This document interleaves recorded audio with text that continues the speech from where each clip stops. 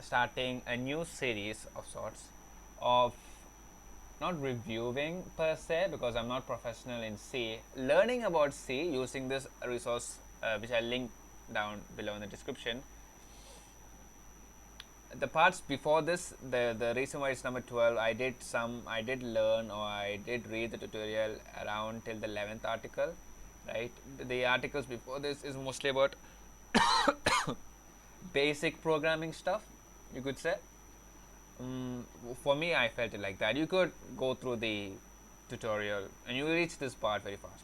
I thought of starting it from this manual memory allocation because it's one of the features. Manually allocating memory is one of the features. So I guess I'll start with this, and I felt like it would be a good way to record my personal thoughts about the stuff I'm learning from this article and put it out there so people could see it and maybe judge it or give me critiques, give me ideas or points on what to do, bet on how to think about these stuff in a better way.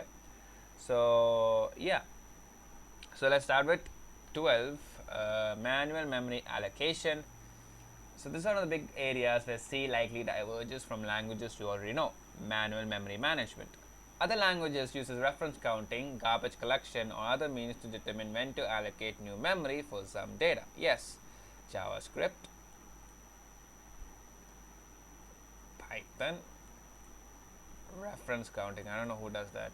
Or other means to determine when to allocate new memory for some data and when to deallocate it when no variables refer to it. And that's nice. It's nice to be able to not worry about it, to just drop all the references to an item and trust that at some point the memory associated with it will be freed. But C is not like that entirely. C is not like that entirely. Of course, in C, some variables are automatically allocated and deallocated when they come into scope and leave scope. Those are the automatic variables, I believe. Yeah, we call these automatic variables. They are your average run-of-the-mill block scope. Local variables, no problem. But what if you want something to persist longer than a particular block? This is where manual memory management comes into play. You can tell C explicitly to allocate for you a certain number of bytes that you can use as you please, and these bytes will remain allocated until you explicitly free that memory. Yeah, what is that? What does this mean? Or until the program exists, in which case all the memory allocated by it is freed. Asterisk, some systems allow you to allocate memory that persists after a program exits, but it's system dependent. I wonder which other systems do this. Out of scope for this guide, and you'll certainly never do it on accident. Okay, so yeah, it's important to free the memory you're done with. If you don't, we call that a memory leak, and your process will continue to reserve that memory until it exits. If you I wonder why it's called memory leak. I mean, I get that if you don't done with it, yeah, and you're leaking memory which you could be using for other things. Yeah, and your process will continue to reserve that memory until it exists. If you manually allocated it, you have to manually free it when you're done with it. So how do you do this? We're going to learn a couple new functions and make use of the size of operator, allow this operator function, to help us learn how many bytes to allocate. In common C parlance, what does that mean? Oops. Parlance, what the hell? Parlance meaning DDG, Boomi. I wonder if there's an extension that I could just right click and see the definition to it. Is there something in this? No, I don't think so. A particular manner of speaking, idiom. Oh, okay, cool. So in common C parlance, devs say that automatic local variables are allocated on the stack and manually allocated memory is on the heap. The spec doesn't talk about either of those things. If they don't talk about either of these things, how do these people know? Do they just like I probably it's through experience that they are saying this. And another advantage of me doing this is a tangent. And another advantage of me doing this video is because I'm showing it in front of an audience, I will more likely think more, think more about the thing I'm reading, or I would want the conversation to continue, right? I would want the conversation to continue. I would want the speech, the talk to continue. So I would be asking like this type of questions. How do they know if the spec doesn't talk about it. My guess is that if it's from experience, obviously automatic local variables when they're out of scope, just removed from it. So it's probably something like stack, and manually allocated memory is on the heap. Dynamic memory. Now the spec doesn't. Okay. A lot of C devs will know what you're talking about if you bring them up. All functions we are going to learn in this chapter can be found in the studio lib. Studio lib.h. So I'm going to write studio lib.h just has include studio lib.h. Now, allocating and deallocating, malloc and free. The malloc function accepts a number of bytes to allocate and returns a void pointer to that block of newly allocated memory. Void pointer number. Since it's void star, you can assign it into whatever point type you want. Oh, so for who? Oh yeah. So there are some things that is not basic programming. There were some articles talking about tough. It's not tough. So what that means is, as far as I understand, it's a pointer. It is a pointer, but it's not a null pointer. It's a void star. I don't know what you call it. I forgot what you call it. It's a void pointer. Void pointer means that it points the data it points to. The compiler doesn't know what's the data type of it, what's the data structure used. So it can be an int, it can be a float, it can be a character. And I think that this is how I remember it, right? And you as the programmer has to typecast it, but yeah, cast it into the data structure you need to retrieve from that memory address. I think that's what void star is. That's why the malloc gives you void star in it itself, because we don't know what the data structure would hold, what the data structure we are holding in that memory, right? So you can assign it into whatever pointer type you want. Normally this will correspond in some way to the number of bytes you are allocating. So how many bytes should I allocate? We can use the size of to help with that. If you want to allocate enough room for a single int, we can use size of int and pass that to malloc. After we are done with some allocated memory, we can call free to indicate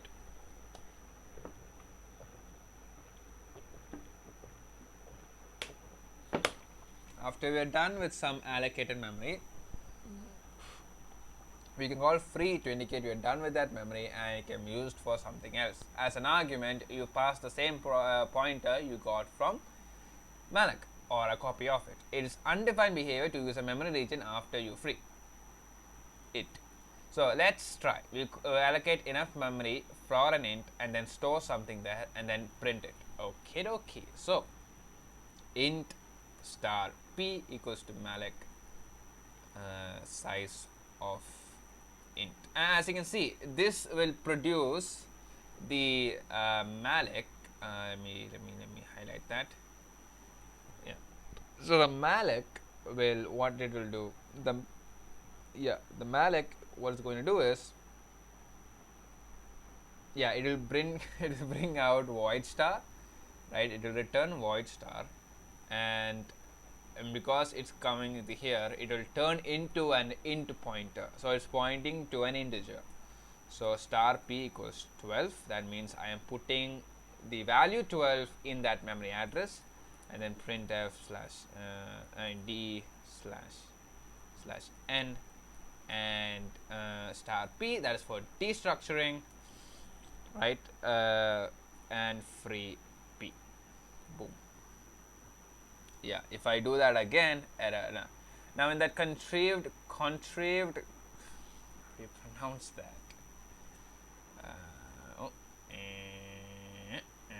No, that's not the word.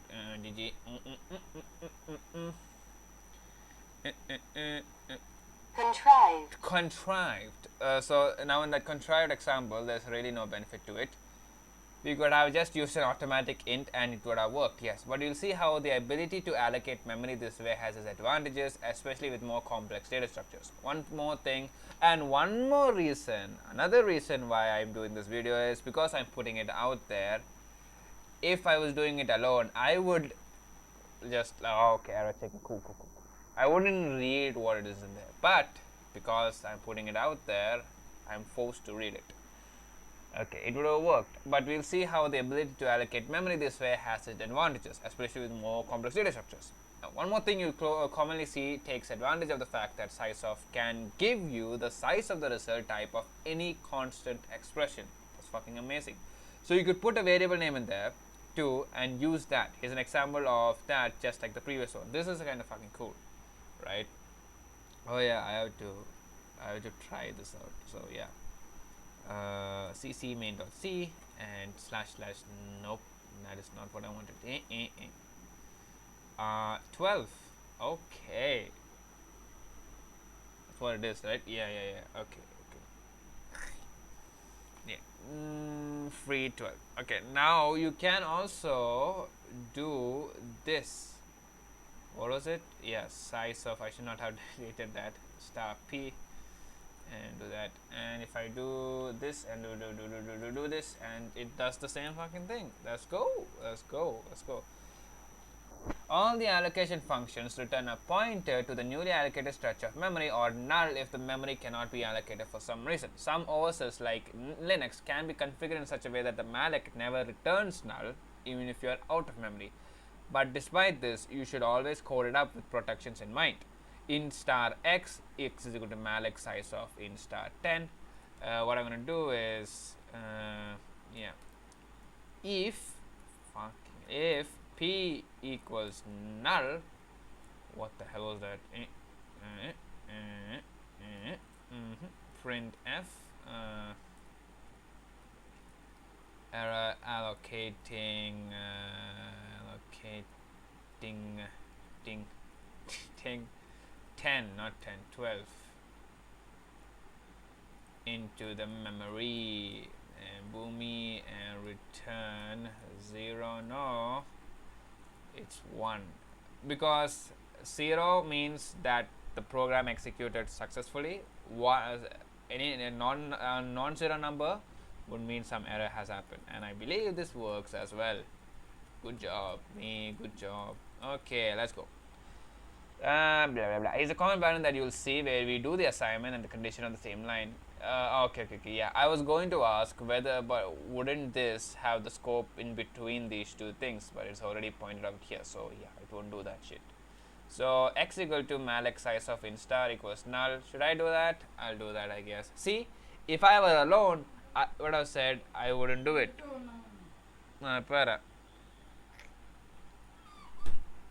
Okay, so what you have to do is x. What was that?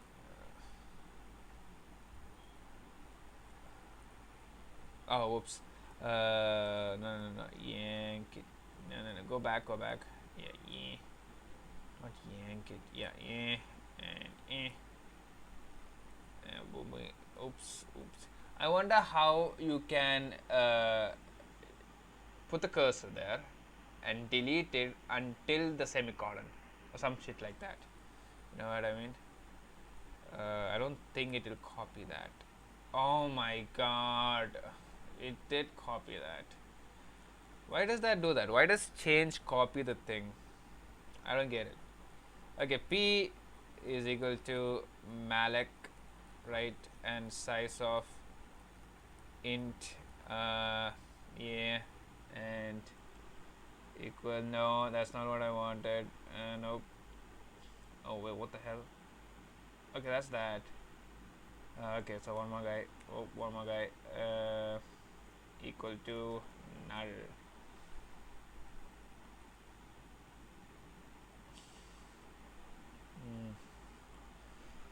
Okay, so yeah, I wonder if this will work as well. And cc main.c boomy. Why did that not work? Oh, there you go. What the hell was that?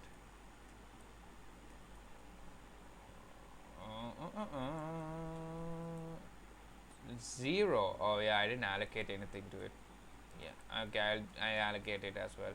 See, like like I said, if I would not have video recorded it, record me doing this, I would not have put 0 in it. I would be like, oh, okay, that works. 12. Okay, next one. Allocating space for an array. We have seen how to allocate space for a single thing. Now, what about for a bunch of them in an array? In C, an array is a bunch of the same thing back to back in a contiguous stretch of memory. We can allocate a contiguous stretch of memory. You see how to do that. If you wanted 3490 bytes of memory, we could just ask for it. Voila! And indeed, and that's an array of 3490 characters, aka string, since each character is 1 byte. In other words, size of car is 1. There's no initialization done on the newly allocated memory. It's full of garbage. Clear it with the memset if you want to, or see calc below.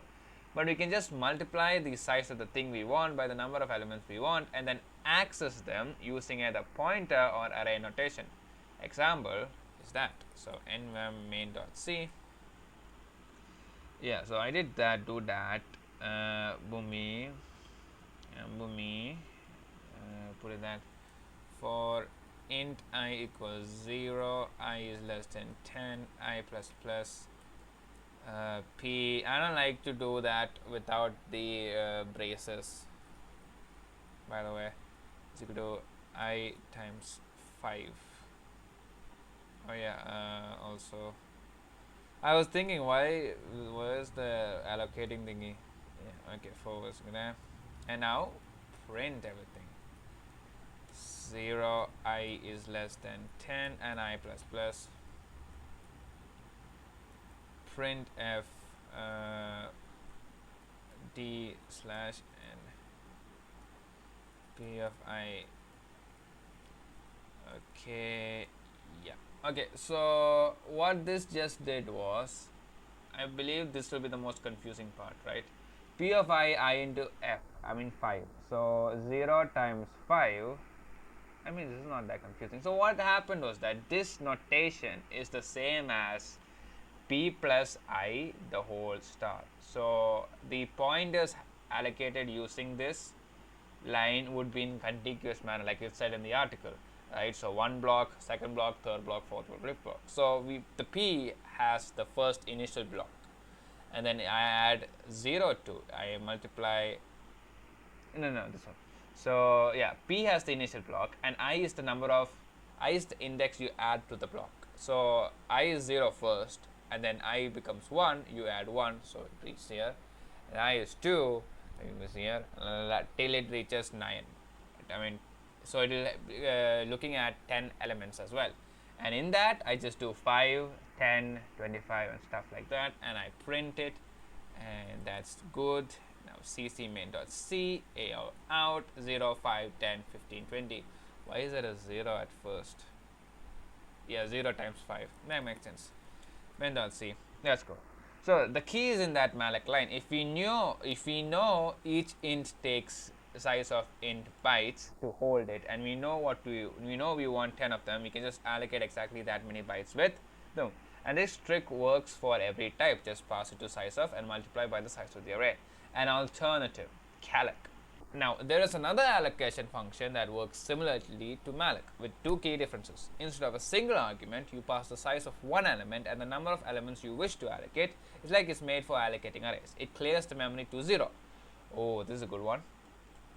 You can still use free to deallocate memory obtained through calc. Oh, so does free, or you can just do the pointer and you'll do the whole way. That's fucking cool. That's fucking cool. Right, instead of malloc, so replace that with C, and the size of, how does it do that? First is the number of elements you need, and then the yeah, there you go, boomy. Yeah, okay, good. Okay, cc main.c and boom, and it works. Again, the result is the same for both, except malloc doesn't zero the memory by default. Changing allocated size with realloc. If you already allocated 10 ints, but later you decide you need 20, what can you do? One option is to allocate some new space and then memcpi the memory over. Okay, I just read through it. But later you decide you need 20, what can you do? One option is to allocate some new space and then mem copy the memory over.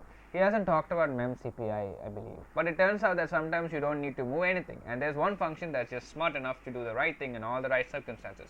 Reallocate. It takes a pointer to some previously allocated, oh, this is misspelling here, memory by malloc or calloc, and a new size for the memory region to be.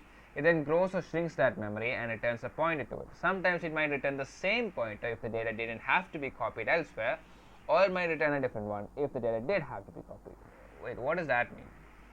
It might return the same. So what I believe this means is if the data didn't have to be copied elsewhere. If we had to shrink or grow the same memory address, like the same pointer memory address, then he wouldn't have to return a different one, right? You would just return the same one. Makes sense. Be sure when you call reallocate, you specify the number of bytes to allocate, not just the number of array elements. That is, number of floats times equals to 2, np is equal to reallocate p num floats. Wrong. Need bytes, not number of elements. Okie dokie, better. Let's allocate an array of 20 floats and then change our mind and make it an array of 40. We are going to assign the return value of reallocate in another pointer so we can check if it's null. If it's not, then we can assign it into our original pointer. If we just assign the return value directly into the original pointer, we lose that pointer if the function returned it null and we have no way to get it back. Oh, why would you get it back? So we are going to, I think maybe in the production type stuff we would need the pointer. So we are going to assign the return value of reallocate into another pointer so we can check if it's null. If it's not, then we can assign it to the, if we should be in the, okay, so let's go. A change in a Boomi. What the hell? Change in Boomi. Oh wait, no, change in Boomi. Okay, change in Boomi. Float star p. He said floats, right? Let's mix it up and do integers. I mean, it's not that big of a deal, but still. I'm not going to follow the article. I'm going to be mischievous. Is that what you say? Is that how you say it? Mischievous. I don't know. Star p times 20. I don't like that. No. I don't like that. That is not good. That is not good. Okay, that is not very, put it there. Okay, and just times 20, right? And put that over there. Okay, what the hell, kinda, yeah, there you go. Okay, for int I is equal to 0, I is less than 20, I plus plus, boom. Now p of I is equal to I times 20. I guess I'm going to do that.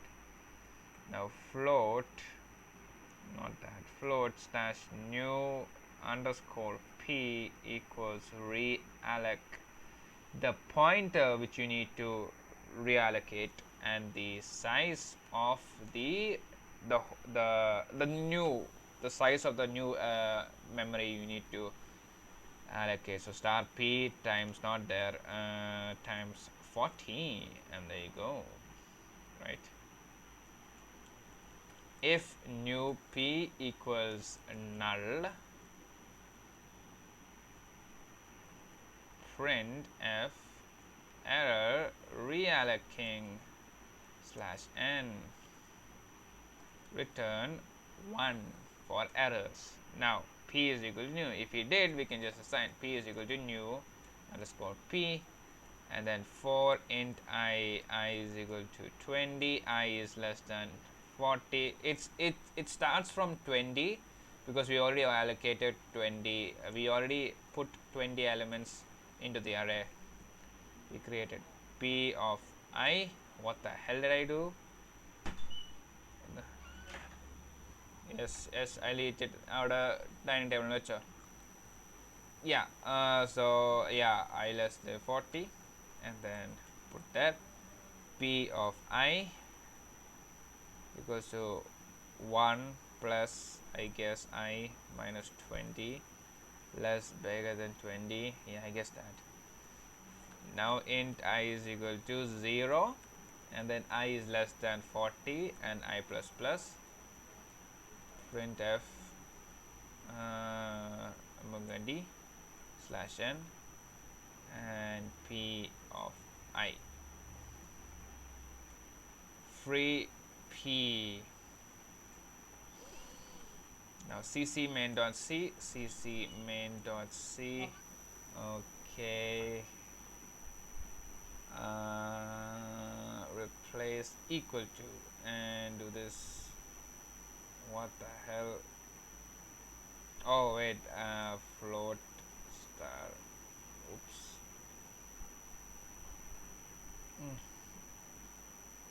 There you go. 11111. Why did it become 11? Okay, I guess I'll do it. No. Why am I doing it like that? I can just do this times 20, and then yeah, just minus it, but just do it times 20.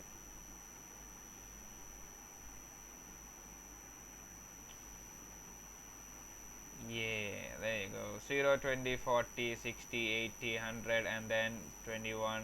There's something added. I'm sure it's probably alright. Notice in there how we took that return value from realloc and reassign it into the same pointer variable p that we passed in. That's pretty common to do. Also, if line 7 is looking weird, where's line 7? Is this the one? No, I don't think that's the one. Line 7. Okay. With that size of star p in there, remember that size of works on the size of the type of the expression, and the type of star p is float. So that line is equivalent to. Finally, it might be a little weird that I don't have a free new p in there anywhere, even though that was the pointer written by Malik. The reason is that we copy new p into p on line 23. So they both have the same value, that is, they both point to the same chunk of memory, and there's only one, and there's only the one chunk. So when I free, I could actually free either of them for the same effect. Now I want to demonstrate two things with this full-blown example. Use of realloc to grow a buffer as we read in more data. Use of realloc to shrink the buffer down to the perfect size after we completed the read. What we see here is a loop that calls f get c over and over to append to a buffer until we see that the last character is a new line. Once it finds a new line, it shrinks the buffer to just the right size and returns it. Ooh. Let's see then. What the hell? Oh, this is a hola function, and then do that. Okay, cool. Character star read line file star fp. The reason how much is that? 2.5. Yeah, the reason I'm counting this is because I haven't had dinner. So yeah, int offset equals 0, int buff size equals 4, and character star buff and int c star. And buff is equal to malloc buff size. Do that if buff equals a null. Okay, equals a null, return a null, return null. Now what? While c equals f got c, f get c, fp, and c is not equal to the last little shit, the last and oh, the comma operator. I believe it's just like, I don't know, c is not equal to the end of file as well. Now if offset is equal to buff size minus 1, right, then buff size multiplies by 2 is equal to 2. Now character new buff is equal to realloc buff size. Oh, it's character, so it's not a problemo. If new buff equals null, remove that. Free buff return, not return null. Where's the, okay, cool, and buff equals the new buff, and then buff offset plus plus equals C. So what this thing does is it gets a character from the file pointer, and if it's not equal to a new line and it's not equal to end of the file, if the offset that we have, that is like the index that is pointing to the latest element, if the offset is not equal to the buffer size, if is equal to buffer size, multiply by 2 and increase the buffer size with a reallocate, and then the offset will be added by 1. So if it's not equal to, it just added by 1 plus C. Okay, now if C is equal to E or F and offset equals 0, oh, it's not equal to null, it's not equal to the new line. If it's new line, then finish it. And the C is not equal to end of line. Yeah. If C is equal to end of line and offset is equal to 0, free buff. What does this do? If at E of F and we read no binds, free the buffer and return null to indicate we are at E of F. Oh, okay, cool. So return E of F. So if the offset is less than the buff size minus 1, if you're short at the end, character star new buff is equal to realloc buff offset plus 1 to that. If a new buff is not equal to null, no, whoops, that's not what I wanted. Buff equals new buff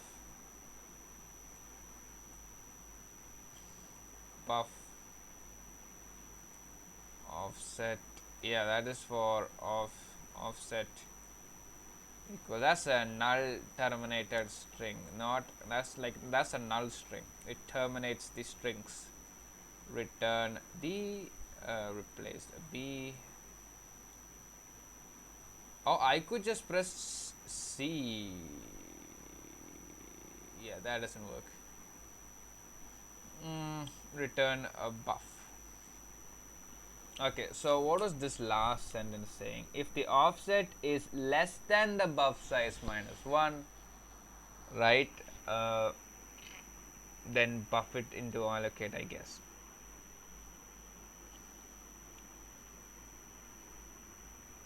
Wait, what does this mean?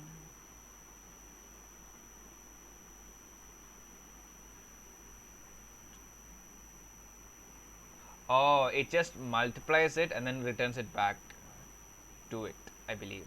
Yeah. Yeah, I think it does that.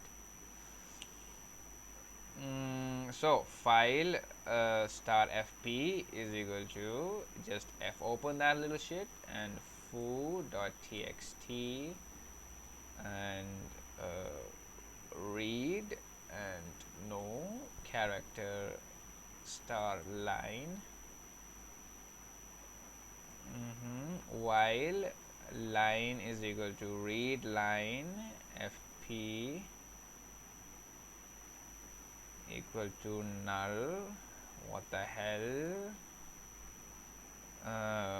Print f. What the hell is this? S slash n. That is a formatter. It's a string formatter for strings. Line and free the line because it returns a buffer. So after use we have to close it, right? F close fp, that is the file pointer closing, right? And let me see if there's any errors. Obviously new def undeclared nf main.c, that's where, why is new buff undeclared?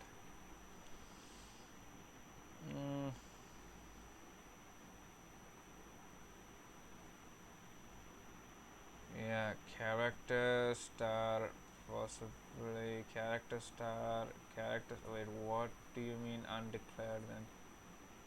2811 28, oh wait, it was not here. What is this doing here, by the way? Why is it here? It should have been here, right? Yeah, F. Yeah, there you go. I wonder what that was doing over there. Okay, is that it? No, return E of F, returning int from a function with return type. What? See, how is that return E of F? Why did I write return E of F? It's not return of E of F, it's return null. CC main dot C and do this. Yeah, that's because I don't have anything. What was the foo dot text, right? Foo dot txt hello world. What the fuck?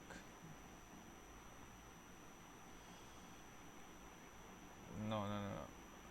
Oh wait, is it because I didn't do this? No, it does have end of the file as well. So what the fuck? Probably something in the code. Let me see. It's looping. So is it because of that? Yeah. What is that? Comma. C is equal to F gets C F P. C is not equal to null. Is that the new line? And C is not equal to E of F. Okay, that's good to go.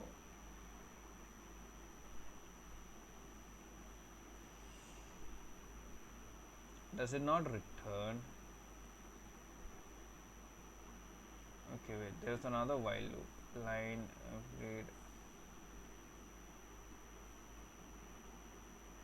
read line FP is not equal to null. Free line F close. I don't know why it is not working. I'm just gonna go line by line then. If buff equals null, return null. While C is equal to FP, CPC is not. If offset is equal to buff size minus 1, buff size times 2, character, new allocator, free buff, return null, buff equals new buff, boom, boom, boom, boom, boom, boom, boom, boom. If C is equal to E of F belongs to 0, okay.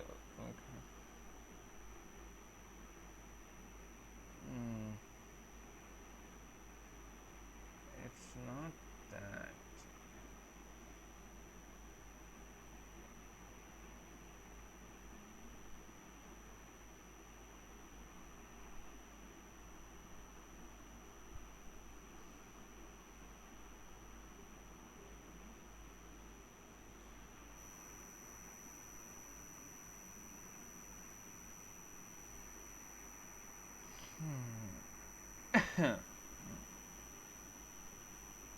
Okay, does it print out hello world at the top? Okay, I can't compete. Yeah, I don't think so. Okay, first things first. I'm gonna not do this. First things first, I do need to check if the while is this guy. Okay,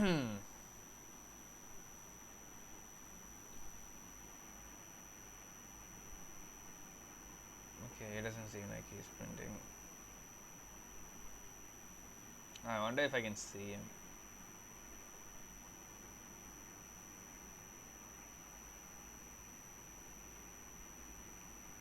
Okay, so it is possibly this guy itself. So this guy could be the person who's doing it.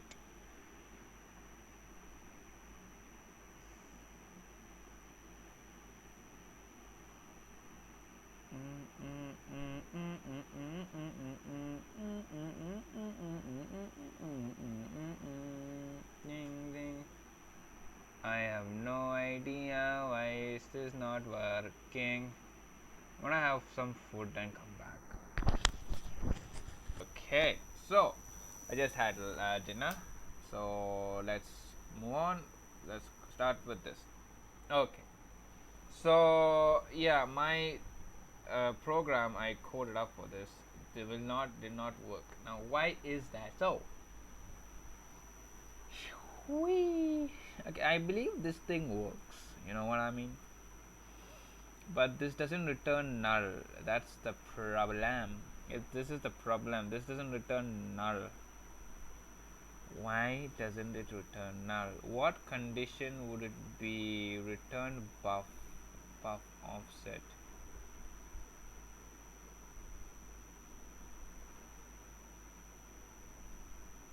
That is true.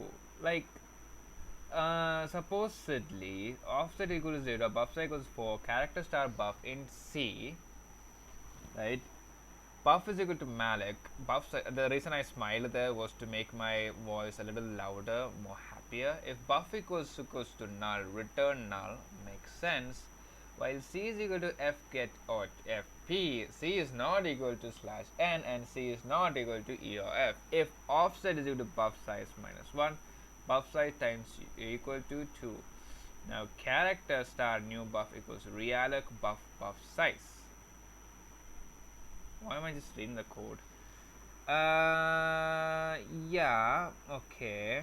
It now goes, it takes in each character like H, and C is not equal to that, and C is not equal to this. If offset is equal to buff size, offset is 0, buff size is 4. Oh, there you go. It was not equating it. Okay, it still doesn't work.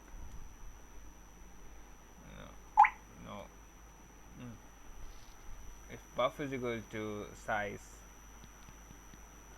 that's the thing, right? If offset is equal to buff size 1, yeah, buff size times 2, character star new buff equals realloc buff size. If new buff equals null, free buff, return null, buff is equal to new buff. Why is this guy in the outskirts of this guy? Because I need this happening all the time, right?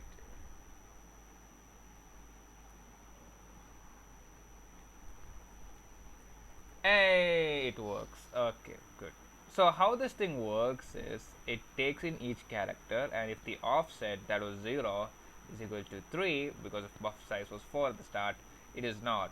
So 0 plus 1 is equal to 0 first, buff size of 1. So the first position will have H, and then the second position we have E, and the third position will get L, and so by the time it becomes 3, and that becomes equal to, now buff size times 2, reallocate, and becomes the buff size new, and then we can do HELLO, because it's times 2, we have 8LO, and the whole thing world will succeed because it's slash n, because I put enter, right? I pressed enter in that, and it goes down slash n, so this thing breaks.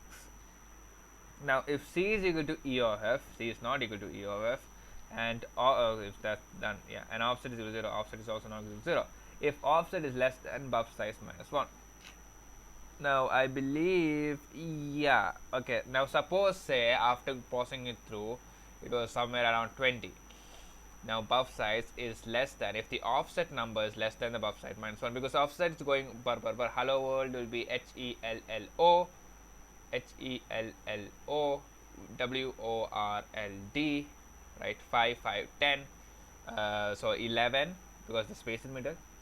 And then I wonder if there will be a terminating string as well. So maybe 12, because that slash 0 will be added by the editor. Most likely 12. So 20, from 20, I need to decrease it to 12. So that's what they're doing. This. So offset plus 1. So to plus 1 for the null terminator. There you go. So there will be a null terminator, and buffer, it shrinks it down. And if the null, and do that, okay, and then we stick in and okay, so there will be no null string, right?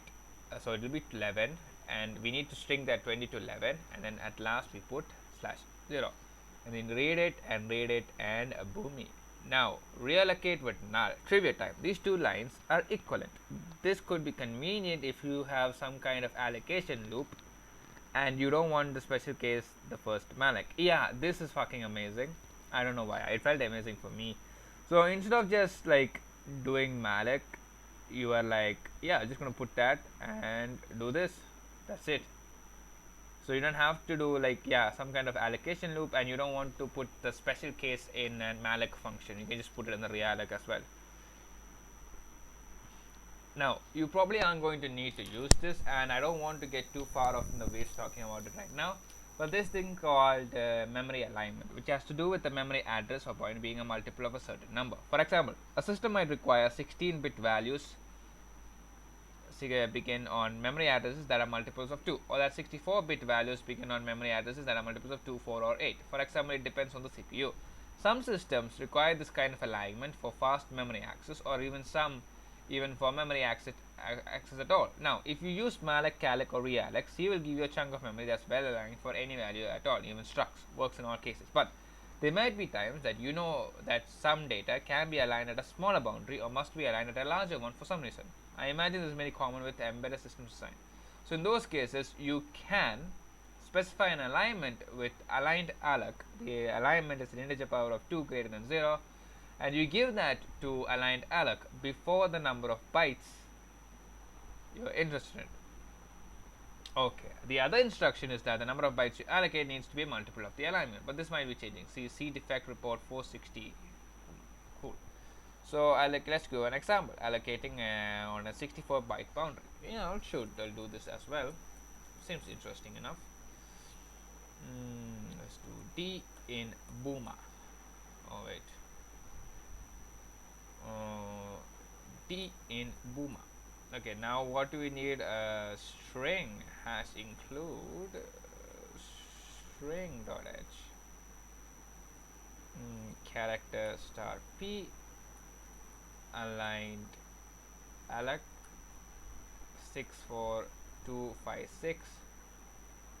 Yeah, because 64 is the boundary I need, and then it needs to be aligned with the byte boundary. So still copy the p into the p. Hello world, printf s and p and free p.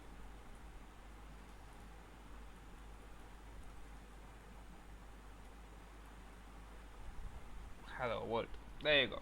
I want to throw a note here before realloc and aligned about realloc and align alloc. Realloc doesn't have any alignment guarantee, so if you need to get some aligned reallocated space, you'll have to do it the hard way with memcpi alignment function if you need it.